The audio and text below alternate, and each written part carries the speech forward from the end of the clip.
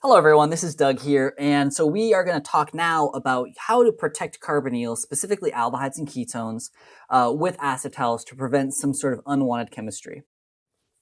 So again, right, we defined before that protecting groups are just a reversible modification to a molecule so that you prevent some unwanted reaction. Here I have an example of taking benzaldehyde and turning it into this sort of actually it is cinnamaldehyde. And in theory, I could just do this in one step, right? Because one thing that I should notice here, so actually let me write the names. Benzaldehyde. So we have benzaldehyde and cinnamaldehyde.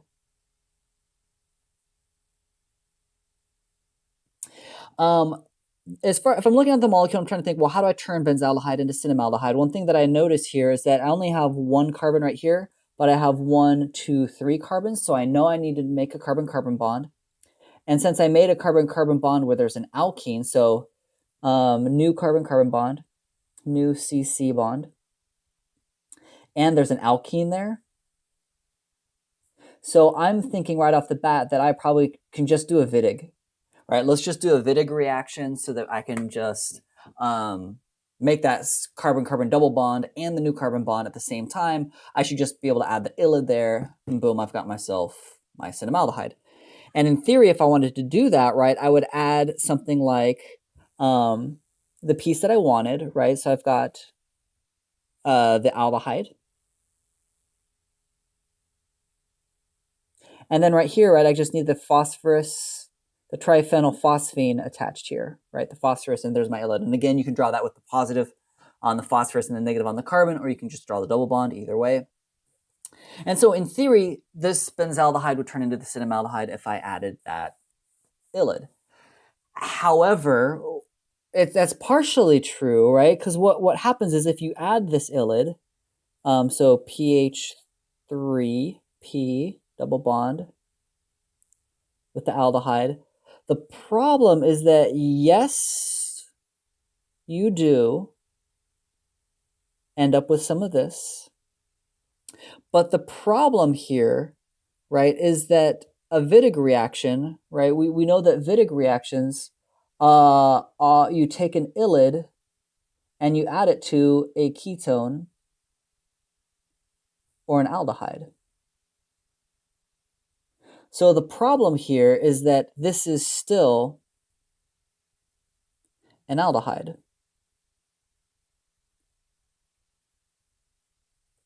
And so what happens is that then another equivalent of the ylide is going to react with that aldehyde, and so you get a second one adding, and then you still have an aldehyde here, so you can get a third one adding, and this will just keep on going and going and going in theory. It depends on how much of that ylide that you have. And so it can be quite annoying, right? If I don't want this to just like run away and keep on aggregating longer and longer and longer, I'm trying to make cinnamaldehyde, right? I'm not trying to make some giant long conjugated thing, although that might be cool, not what I was going for, right? So here's an unwanted reaction that I'm trying to prevent. I want to prevent this from happening. And this may seem like a silly example, but this is I know this example because I tried to do this and I ended up getting things like this and this. I got these where they just kept on adding and adding and adding, and I felt like kind of a fool because I should have realized that, well, of course, if there's an aldehyde there, then it's going to keep on reacting. So what did I do to prevent that? I protected an aldehyde. So let me show you what we did. So same reaction, right? I know I wanted I wanted to do an ylide. I wanted to have that sort of piece. So what I did was instead of adding this ylide that we were talking about before, right? Instead, what I used was the acetal instead. So I didn't have, right? So instead of having the aldehyde here, I had an acetal here, which I know is just a protected aldehyde, right? So this is my acetal, and it's protecting the aldehyde.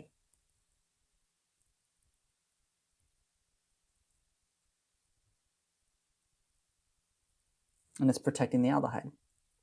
So what I was able to do was step 1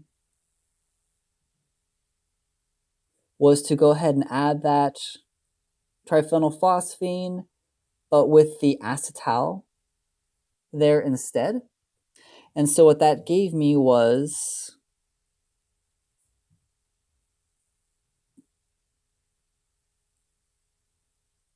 that product, right? So it did the VIDIG, right? And you have your triphenylphosphine oxide plus, whoops. I don't know why it does that sometimes.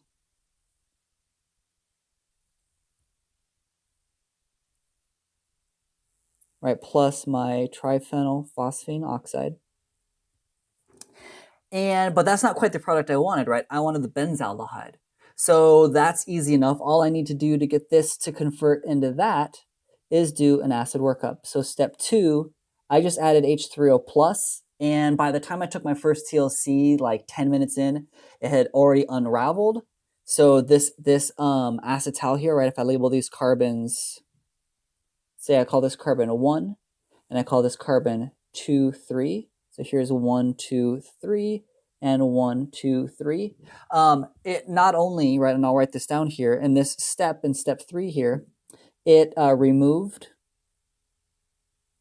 the acetal, and so I went back to the aldehyde, and it isomerized the double bond, which is what I wanted anyways.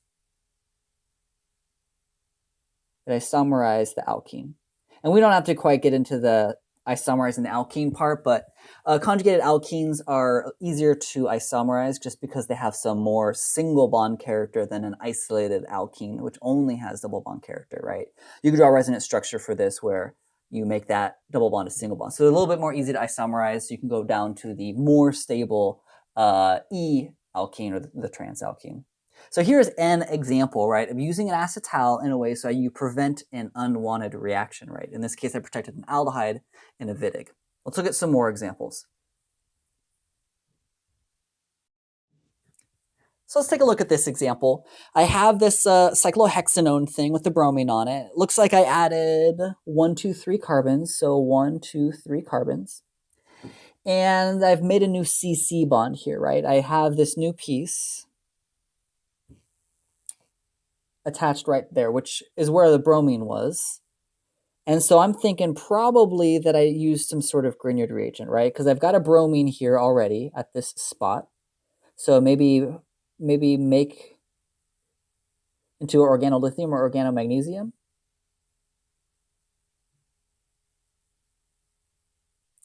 And if I look at this piece right here, the new piece that I added here, right?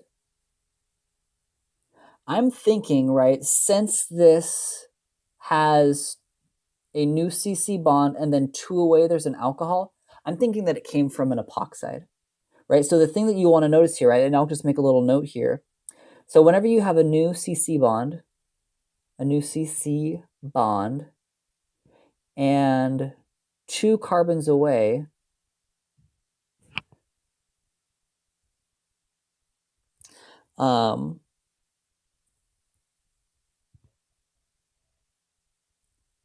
there is an alcohol,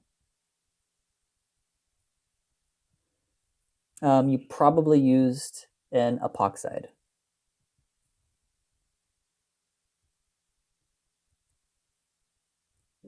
Right, and so which epoxide? So if you look at this, right, I can imagine that just if I take that piece, that 1, 2, 3 carbon piece, and I put an epoxide there, that's probably the epoxide that I attacked in order to get that, right? Because I know, for example, that a Grignard reagent, some R minus, would attack the less substituted one and open that up. And then I'd have an OH on carbon 2 after I protonated it.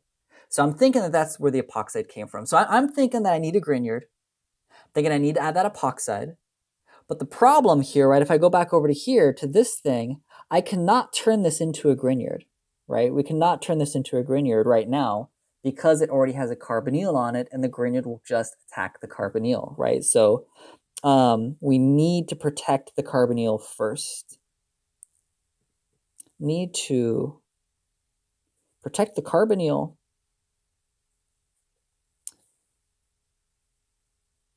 to prevent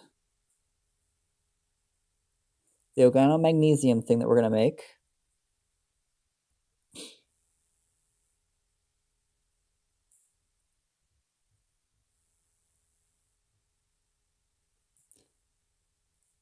So we want to prevent the organomagnesium reagent from reacting with itself.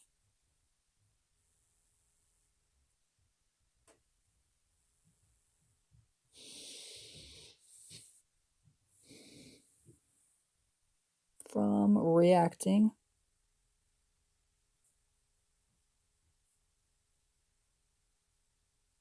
Right, that's the big problem. So again, you can use a small diol, like I showed you in those other examples, usually ethylene or propylene diol, something like that, 2 or 3 carbons. Or you can use just a regular alcohol and just have 2 equivalents or excess of it. I'll use just a regular alcohol just so that we can mix this up a little bit here. So I'll just use ethanol, so CH3, CH2OH, and I'll just mention that it's an excess, and I'll have an acid catalyst. So that's going to turn this reagent here into this,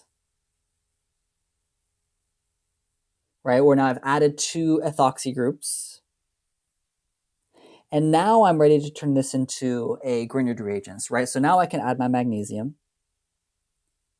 So just add my magnesium, probably an ether, THF, diethyl ether, something like that.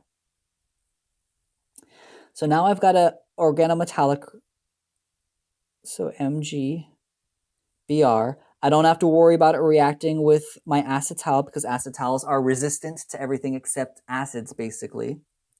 And now I can attack this epoxide that I mentioned up here, right? This thing up in here. So now I can add my epoxide, right? The thing with the 1, 2, 3 carbons, because like we said earlier, this is going to go attack here and kick these open, which will give me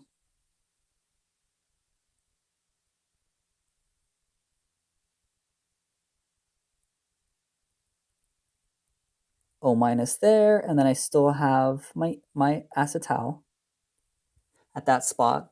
And then for the last step, I just need to protonate that O, and I need to get rid of my acetal, so I'm just going to do acid and water. That should take care of both for me, right? Whether it's sulfuric acid or whatever it is, that should do it. And so now that will unravel the acetal, give me back my ketone, and it will protonate that so I get the product that I want, right? So here's another example of where I had to use a protecting group in order to get that thing that I wanted. Here's 2 more examples. Why don't you pause here, see what you can do with that, and we'll come back in just a sec and go over the a possible answer together, right? With a lot of these syntheses, there's multiple answers, but I'll give you at least one answer. So go ahead and pause, take a minute.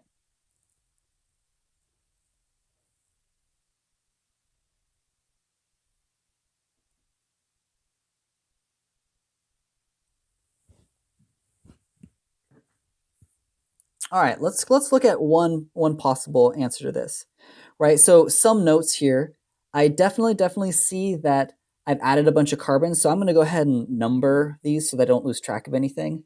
1, 2, 3, 4, and 5. That corresponds to 1, 2, 3, 4, 5, 6, 7, 8, 9, 10. Looks like I made something. I made this bond right here. There was an alkyne, so I'm probably just going to deprotonate that alkyne. And then I reduced it away.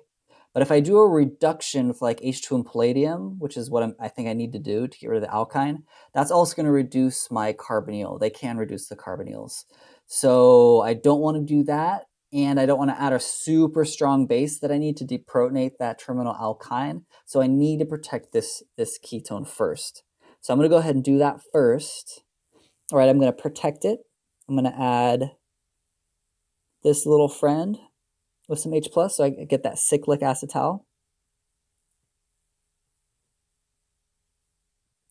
And now I'm going to go ahead and add my NaNH2 to deprotonate the end of that piece, which will give me this. And again, if I didn't have the acetal here, that NaNH2 would actually deprotonate one of those alpha hydrogens on the ketone. So it's a good thing that I protected it.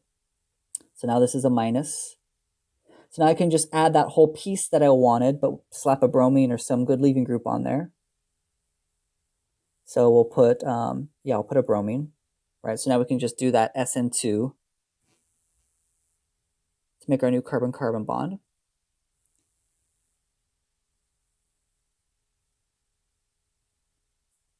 And we've got this alkyne now. Label my carbons so that you make sure, right? I definitely recommend you always label your carbons. So this is carbons. This is supposed to be carbon 6, 7, 8, 9, and 10. 1, 2, 3, 4, 5, 6, 7, 8, 9, and yep, I need a 10th. So 10. And then here's that methyl going back. So now at this point, now I got to get rid of my alkyne, which I just use H2 and palladium, and then I need to add acid to get rid of my acetal. So I'll go ahead and get rid of the alkyne first by just doing H2 and palladium. That would give me, if I want to draw this whole thing out again,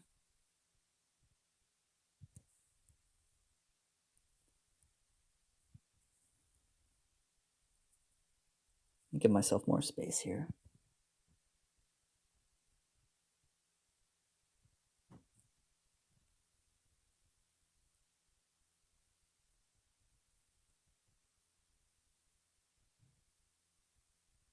All right, so I've gotten rid of the alkyne, still have my 10 carbons. And then my last step is the same last step. If I want to get rid of that acetal, just add acid and water. And then I've got to my final product. Now, if I take a look at the second one, I see that this is actually a little more straightforward. I just need to do an epoxidation here, right? I need to make an epoxide here. So that needs to turn into epoxide.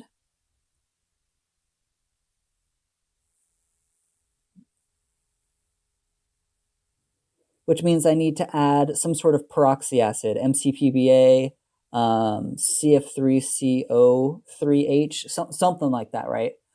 Problem here is that if I add some peroxy acid to this, it's also going to react with my aldehyde, right? It's also going to try to make it a carboxylic acid. So I need to, again, protect. So let's first protect.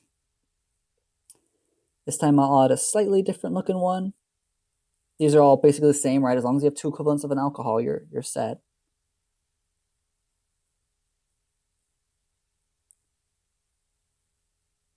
So then I'll protect my aldehyde, right? Now I've got 1, 2, 3 carbons as a linker. Now I can add my peroxy acid. It can be the triafluoral one I put up there, or MCPBA is what I'll put for this one.